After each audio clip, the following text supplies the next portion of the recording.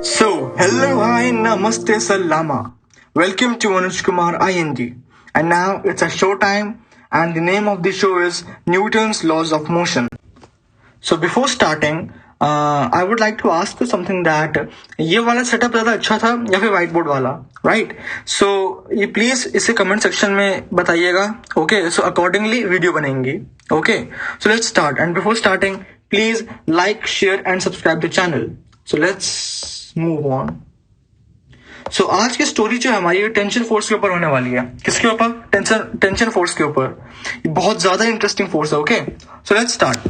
सो जो हमारा tension force होता है ये मेनली रोप्स और वायर्स में लगता है, ओके? जो भी स्ट्रिंग हो गई, रोप हो गई, वायर हो गई, सिर्फ उनमें ही लगता है, ओके? आप कोई भी आसपास की रस्सी पड़ी होगी आपके पास, वो उठा लीजिए और उसमें जो फोर्सेस लग रहे हैं उस रस्सी में और उस रोप में, उस फोर्स को टेंशन फोर्स कहा गया है. अब इसको और अच्छे समझते हैं, ओके?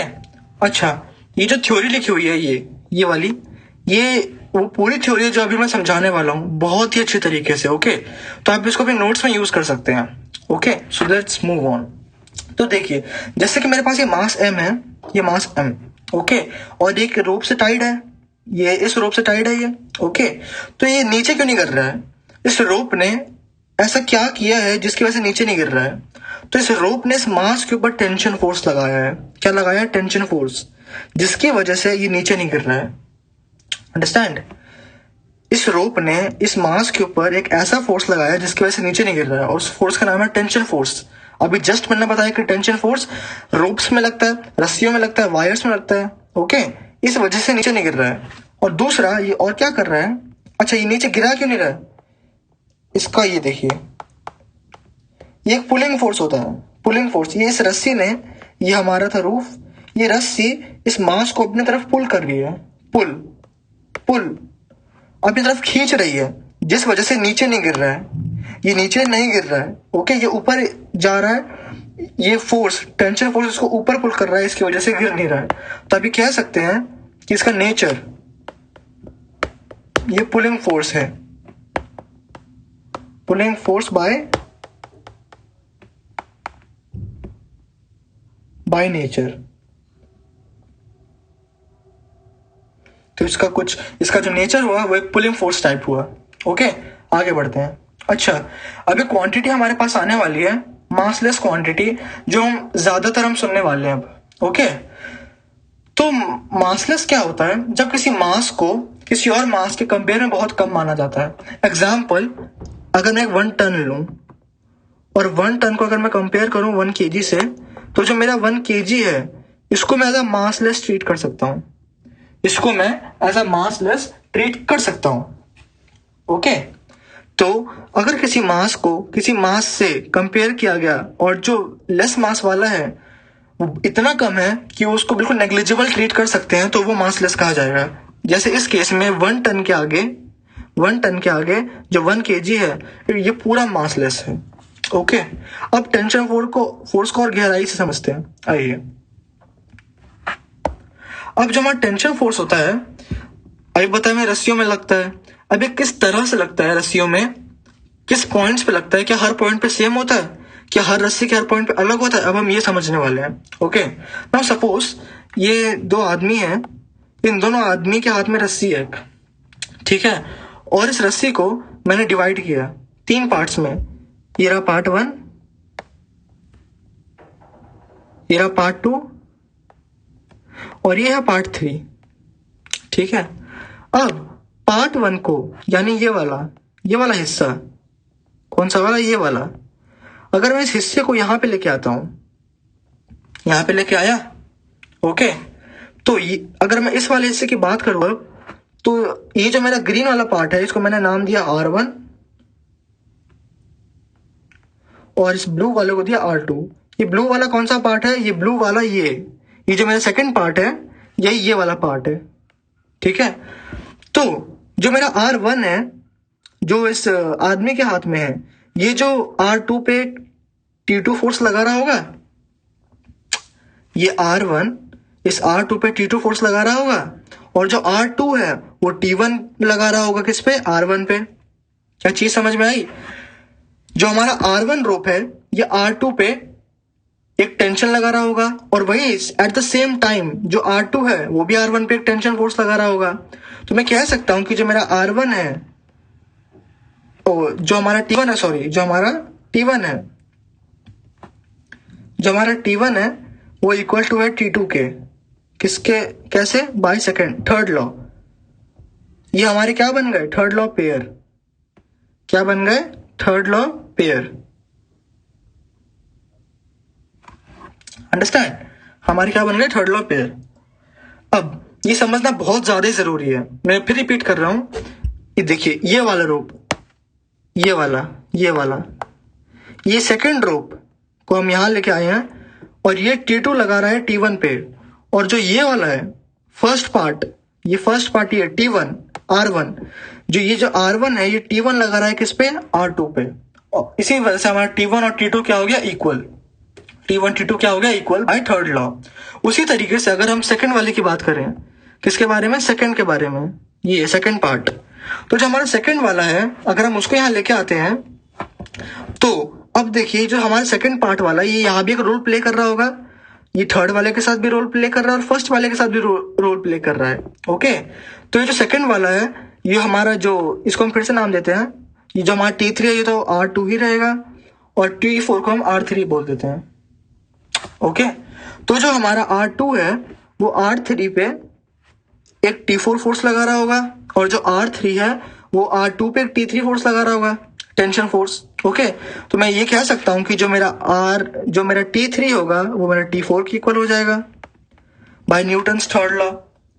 ये हमारे क्या बन गए? Third law pair. अंडरस्टैंड? तो मेरा जो T1 is equal to T2 हो गया, और T3 is equal to T4 हो गया। मैंने इस पूरी रस्सी को, किसको?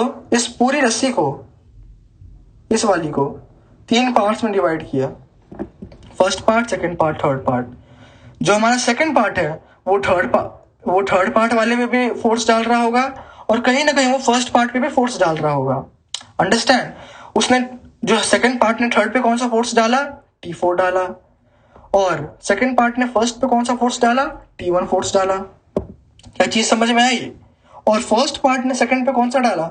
T2 फोर्स डाला, T1 फोर्स डाला, और थर्ड पार्ट ने सेकंड पार्ट पे कौन सा डाला? T4 फोर्स डाला। अंडरस्टैंड? अब अगर मैं सेकंड वाले की, अगर मैं FBD बनाऊं, फ्री बॉडी डायग्राम, तो कुछ ऐसे बनेगी। कैसे बनेगी? ऐसे, जो T3 होगा वो लग रहा होगा इस साइड में, और जो हमारा T2 लग रहा होगा वो इस साइड लग रहा होगा। अगर मैं इसको पॉजिटिव लेता हूं और इसको नेगेटिव, अंडरस्टैंड? तो अब अगर मैं इसको सेकंड लॉ में लिखता हूं, न्यूटन्स का सेकंड लॉ, तो कैसे लिखूंगा मैं? T3 minus T2 is equals to MA। अब ये जो हमारा MA है, अब इस मास की हमें कुछ कंडीशंस पढ़ते हैं, जिसका नाम है आइडियल रोप या फिर स्ट्रिंग। जो हमारे मैक्सिमम मैकेनिक्स के अंदर हम आइडियल रोप या स्ट्रिंग से डील कर रहे होंगे, आइडियल रोप या फिर स्ट्रिंग से ही डील कर रहे होंगे। तो एक आइडियल रोप क्या होती है? जो रोप मासलेस होती है, जो इनएक्सटेंसिबल होती है, जिसको हम एक्सटेंड नहीं कर सकते हैं फर्दर, या तो जो अनब्रेकेबल होती है, उसको हम आइडियल रोप बोलते हैं।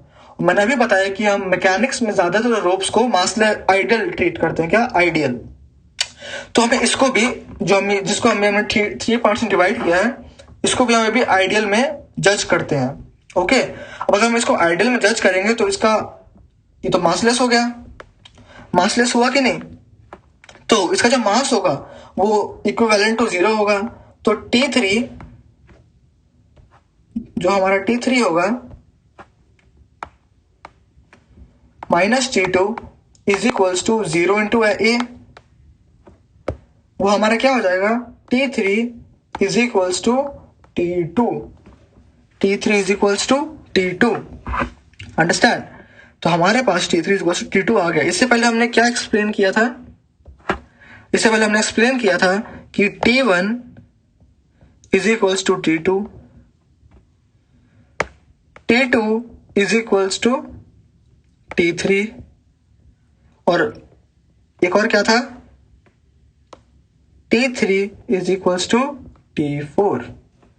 तो इन तीनों इक्वेशन से हमारी क्या आ सकता है, क्या आ गया, T1 is equals to T2 is equals to T3 is equals to T4 आ गया। तो इसका मतलब क्या हुआ कि रोप्स पे हर एक पॉइंट पे टेंशन क्या होता है, इक्वल। इन रोप्स या फिर स्ट्रिंग, रोप हो गया, इसको स्ट्रिंग कह सकते हैं, ओके। द टेंशन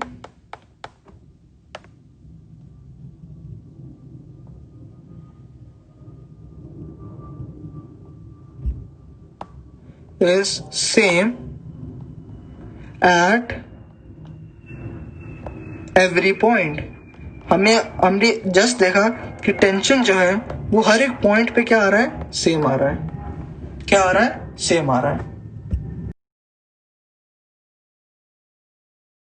क्या आ रहा है, सेम आ रहा है। तो ये थी हमारी टेंशन की स्टोरी, ओके। अब एक ऐसी चीज हमारे साथ आने वाली है जो पूरी डिफरेंट होगी, जिसका नाम है वेक्टर्स, ओके। वेक्टर की क्या सिग्निफिकेंस है न्यूटन लॉज में, अब हम ये समझने वाले हैं, ओके। न्यूटन लॉज के क्वेश्चंस में वेक्टर्स की क्या इंपॉर्टेंस है हम वो समझेंगे। एक छोटा सा एग्जांपल देकर बताता हूं। जैसे कि एक बॉडी है M, इस पे यहां एक फोर्स लग रहा है F, यहां एक फोर्स लग रहा है F, यहां एक फोर्स लग रहा है F, यहां एक फोर्स लग रहा है F। तो मैं कैसे पता करूंगा कि इसका टोटल फोर्स कितना है, क्योंकि जो हमारे फोर्सेस हैं उनके पास डायरेक्शन भी होते हैं। अगर मैं मान लो ऐसे करूँ, यहाँ पे 2 न्यूटन और यहाँ 3 न्यूटन, तो फोर्स कहाँ लग रहा होगा, तो फोर्स मेरा यहाँ पे 1 न्यूटन लग रहा होगा। अंडरस्टैंड। तो वेक्टर्स की थोड़ा ये अलग है, इसकी अलजेब्रा पूरी अलग है। तो पहले हम समझते हैं कि वेक्टर्स होते क्या हैं। तो अभी जो हम पढ़ने वाले हैं वो वेक्टर्स का अलजेब्रिक पार्ट होने वाला है। क्या होने वाला है, अलजेब्रिक पार्ट, ओके। तो those quantities which have magnitude, which have direction and which follows vectors algebra, which follow vectors algebra are vector quantities, okay। अभी जो हम पार्ट करने वाले हैं algebraic पार्ट करने वाले हैं, okay। तो इस बात को और जो हमारा जो ज्योमेट्रिकल पार्ट आएगा वो हम न्यूटन लॉज की एप्लीकेशन में करेंगे। जब हम कंस्ट्रेंट पढ़ेंगे, फ्रिक्शन पढ़ेंगे, ये सब पढ़ेंगे, तब हम उसका ज्योमेट्रिकल पार्ट करेंगे, ओके। अब स्टार्ट करते हैं। जैसे जो वेक्टर्स के कुछ एग्जांपल्स हो गए, जैसे एक्सेलरेशन हो गया, फोर्स हो गया, वेलोसिटी हो गया, ये सब वेक्टर्स के एग्जांपल्स हैं। जैसे इसमें डायरेक्शन कैसे इन्वॉल्व होता है, जैसे मान लीजिए मास है, वो वेक्टर क्वांटिटी नहीं है, तो हम बोलते हैं 2 kg mass. In north, in south कोई मतलब नहीं है उसमें। मगर वेलोसिटी 2 किलोमीटर पर second in the north direction, हमें डायरेक्शन बतानी पड़ रही है। We have the resultant force is 1 newton in the negative Y axis. मान लो इसको हमने नेगेटिव वाई लिया, तो किसमें, नेगेटिव वाई एक्सिस में इसका डायरेक्शन होगा। He is accelerating in the north west direction, okay. यहाँ पे हम डायरेक्शन का यूज कर रहे हैं, मैग्नीट्यूड का यूज कर रहे हैं, और इसको प्लस माइनस जोड़ घटाव करने में इसकी पूरी अलजेब्रा अलग होने वाली है, जिसका नाम है वेक्टर अलजेब्रा, ओके। अब हम कुछ बेसिक चीजें समझते हैं। मैं कुछ आपको बेसिक चीजें बताने वाला हूँ, ओके। जैसे कि जो हमारा नॉर्थ है, उसको कई लोग कहते हैं कि जो नॉर्थ होता है वही अप होता है, यानी ये हमने कार्टेशियन प्लेन बनाया है और जो अप वाली साइड है वो नॉर्थ है। ऐसे जरूरी नहीं है, काइनेमैटिक्स में सब मैं गलत प्रूफ कर दूंगा। जो हॉरिजॉन्टल होता है, जो वर्टिकल होता है, उसको लोगों ने समझ रखा है कि वर्टिकल है तो या तो वेस्ट ईस्ट में होगा, या अगर नॉर्थ है तो या तो वो नॉर्थ साउथ होगा, तो हॉरिजॉन्टल में होगा। ऐसा बिल्कुल नहीं है। मैं आपका सारा भ्रम अभी दूर करने वाला हूं। जो हमारा हॉरिजॉन्टल होता है, हॉरिजॉन्टल क्या होता है मैं बताता हूं। जो हॉरिजॉन्टल होता है, horizontal is perpendicular to gravity,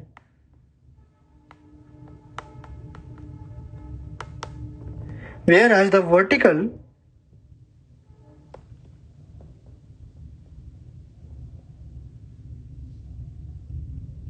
जो वर्टिकल है, it is parallel to gravity.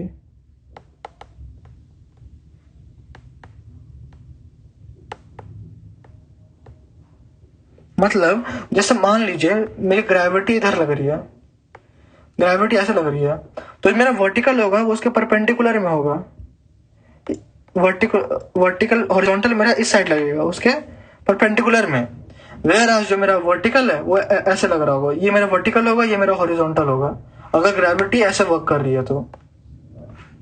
Understand? ये है real meaning of vertical and horizontal.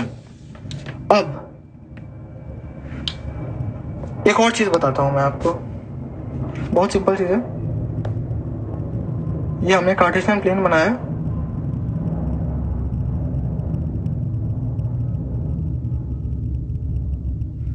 क्या बनाया? एक कार्टेशियन प्लेन। ओके, तो इस कार्टेशियन प्लेन में जैसे कि मैंने एक ये ऐसे बना दिया, ये है वेक्टर। वेक्टर्स की रिप्रेजेंटेशन कैसे होती है? एक सेकेंड। जो वेक्टर्स हैं उनकी रिप्रेजेंटेशन ऐसे होती है, ऐसे। ये वेक्टर्स की रिप्रेजेंटेशन है एरो बना के, जैसे अभी हमने यहां बनाया था एक्सेलरेशन पे, हमने एक वेक्टर ये एरो बनाया है वैसे। अंडरस्टैंड? आगे बढ़ते हैं। अब मान लीजिए जो हमने ये वेक्टर बनाया है, अभी एक एंगल क्या बना रहे हैं? थीटा। तो ये थीटा हमारी डायरेक्शन हो गई है, और मान लीजिए इसका साइज 2 मीटर्स है, तो ये हमारा क्या हो गया है? मैग्नीट्यूड, और थीटा क्या हो गया? डायरेक्शन। अंडरस्टैंड? जो वेक्टर है ये क्या है? हमारा वेक्टर, ये एरो जो निकल रहा है ये क्या है? हमारा वेक्टर है, और इस वेक्टर के पास देखिए डायरेक्शन भी है, और ये क्या? मैग्नीट्यूड भी है। तो क्या बना? एक वेक्टर क्वांटिटी बना। जैसे मैं कार्टेशियन प्लेन कैसे बनाता हूं, ओके। सपोज ये यहां मैंने 30 डिग्री बनाया, तो उसको मैं कैसे बुलाऊंगा? मुझे इसको बुलाना है, तो मैं इसको ओ वेक्टर ऐसे नहीं बुलाऊंगा, मैं इसको ऐसे बुलाऊंगा। कैसे? 30 degree west of north, 30 degree west of north, 30 degree west of north, 30 degree west of north. क्या चीज समझ में आई? एक और एग्जांपल लेता हूं ऐसा।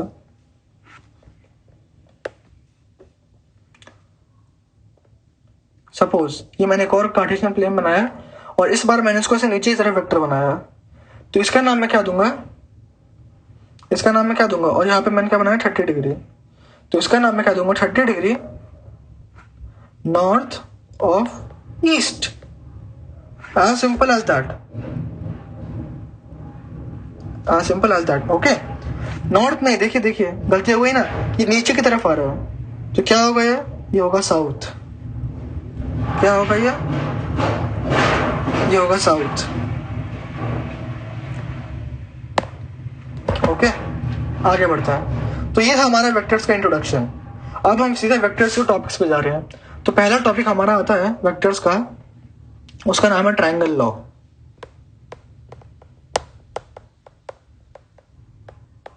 Triangle law of vector addition, triangle law of vector addition.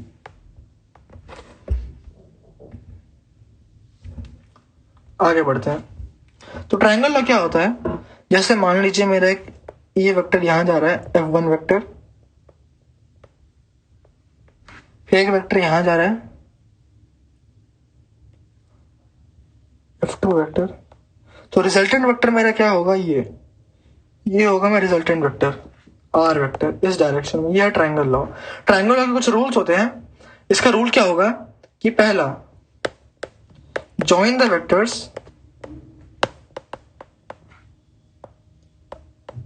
join the vectors head to tail, head to tail। Understand? उसके बाद क्या आता है? जब जो हमारा फ्री वेक्टर हुआ उसको हम ज्वाइन कर देंगे tail to head. Free vector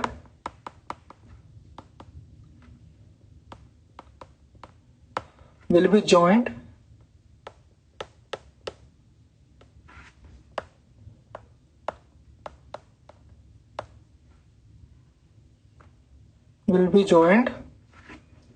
tail to head. Free vector कैसे, फिर से बताता हूं। ये था मेरा एक वेक्टर, ऐसा बना। तो पहले हमें वेक्टर्स को हेड टू टेल रखना। ये मेरा हेड है, तो दूसरा वेक्टर हमारा इस टेल से जाएगा, गया। और जो फिर जो हमारा फ्री वेक्टर है, ये वेक्टर खुला पड़ा है। इस वेक्टर का जो हमारा टेल है, वो हम दूसरे वेक्टर, एक ऐसा वेक्टर बनाएंगे जो उसके टेल से होता हुआ दूसरे वेक्टर के हेड पड़ जाए। ये बनेगा हमारा रिजल्टेंट वेक्टर। इसको हम कह सकते हैं रिजल्टेंट वेक्टर। अंडरस्टैंड। अब ट्राइंगल लॉ के कुछ हमारे ड्रॉबैक्स थे। आइए क्या उसको पढ़ते हैं। ड्रॉबैक्स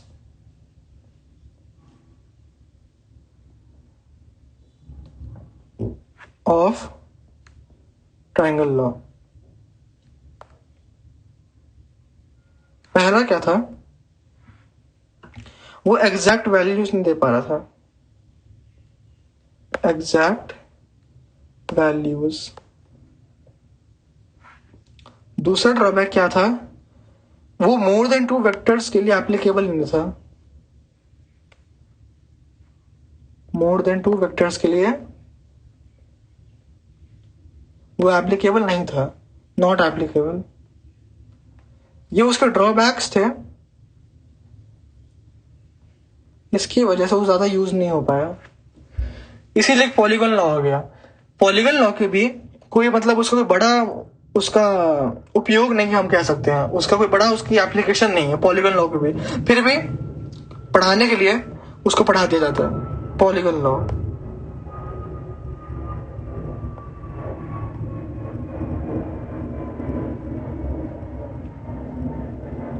पॉलीगन लॉ क्या कहता है,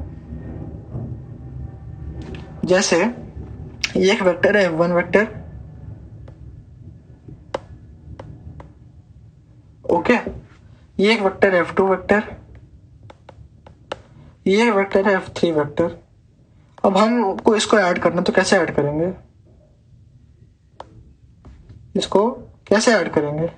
कुछ नहीं करना है।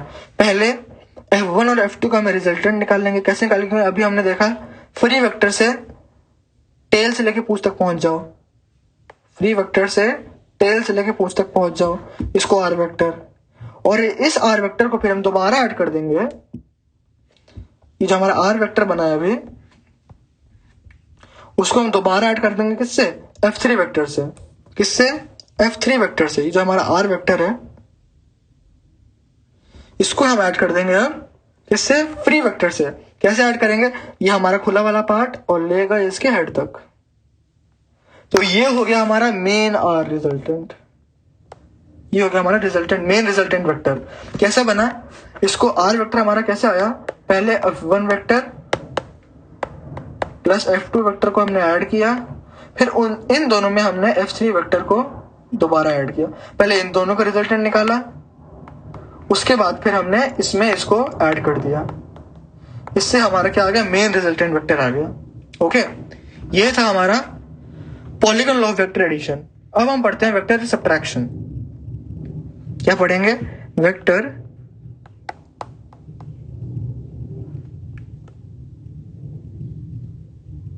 Vector subtraction. इसमें हम पढ़ते हैं नेगेटिव ऑफ वेक्टर। क्या पढ़ते हैं? Negative of vector. जैसे सपोज मेरा बी वेक्टर जो है वो इक्वल है माइनस ए वेक्टर के। B vector is equal to minus A vector, okay. पर जो हमारा मैग्नीट्यूड है वो तो इक्वल है। जो हमारा बी वेक्टर का मैग्नीट्यूड है वो तो ए वेक्टर के मैग्नीट्यूड के इक्वल है। किसमें फर्क आ गया? Difference is in direction. Difference किसमें है? डायरेक्शन में। तो इसको मैं, अब मुझे इसको ड्रॉ करना है। कैसे ड्रॉ कर सकता हूं? सपोज ये मेरा ए वेक्टर और ये है मेरा पॉजिटिव बी वेक्टर। तो अब मुझे क्या बनाना था? जो मेरा बी वेक्टर है वो ए वेक्टर माइनस के है, अपोजिट, इक्वल। तो मेरा जो ए वेक्टर है ये इधर प्लस में है, इधर ये प्लस में है, तो मेरा नेगेटिव क्या हो जाएगा? ये हो जाएगा मेरा नेगेटिव ऑफ ए वेक्टर। तो मुझे प्लस करना था, मान लीजिए ऐसे B vector minus A vector. इसको हम कैसे बोल सकते हैं पता है? इसको हम ऐसे बोल सकते हैं B vector plus minus of A vector. Okay, तो ये हमारा रिजल्टेंट वेक्टर कैसे आ जाएगा? ये हमारा फ्री वेक्टर और ये आ गया रिजल्टेंट। दोबारा समझाता हूँ ये चीज। सपोज मुझे प्लस करना है, मैंने इस कंडीशन को चेंज करके मैं इस कंडीशन को ला रहा हूं। मुझे प्लस करना है A vector plus of minus B vector. मुझे माइनस बी वेक्टर ऐड करना है ए वेक्टर में। तो कैसे करूंगा? सपोज ये मेरा ए वेक्टर, ये मेरा ए वेक्टर, इसको मैंने ऐड किया किसमें? और ये सपोज मेरा पॉजिटिव बी वेक्टर, ये है मेरा पॉजिटिव बी वेक्टर। मुझे क्या नेगेटिव ऐड करना है, इसको जस्ट मैं उल्टा कर दूंगा। ये आ गया मेरा नेगेटिव ऑफ बी वेक्टर और ये हो गया मेरा रिजल्टेंट आर वेक्टर। इतना इजी, कितना इजी, बहुत ज्यादा इजी था ये तो। अंडरस्टैंड? ये था हमारा वेक्टर सब्ट्रैक्शन या फिर नेगेटिव ऑफ वेक्टर। अब हम पढ़ते हैं पैरेललोग्राम ऑफ वेक्टर एडिशन। अब पैरेललोग्राम को हम अगले वीडियो में कवर कर रहे होंगे, राइट? अगली वीडियो हमारी डेडिकेटेड पैरेललोग्राम के ऊपर, और सिर्फ हम क्वेश्चंस करने वाले हैं अगली वीडियो में, सिर्फ और सिर्फ क्वेश्चंस। तो हमारा जो अगला वीडियो होगा क्वेश्चन से भरा हुआ होगा। Understand? So thank you very much. Please tell me that which part was good, the part in which we have studied in the digital part or the whiteboard part. Okay. So thank you very much. Stay safe and like, share, subscribe the channel. Thank you very much.